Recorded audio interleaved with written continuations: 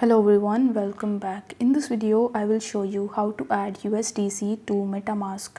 For that, you need to launch your Metamask application and then log in into your wallet if you haven't already. After that, you need to tap on this drop arrow button in the top and you need to make sure that you are using the Ethereum main network in order to add USDC. Now, once you are in your Ethereum main network, in order to add USDC, you just have to tap on the import button in the bottom. After tapping on the import button, you will be able to see this type of search bar in the top. So here you just have to simply search for USDC, and after searching for USDC, once you found USDC token over here, you just have to select that and tap on the next button.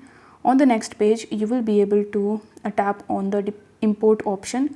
So you just have to tap on import, and this way you will be able to import your USDC into your Metamask wallet based on the Ethereum main network.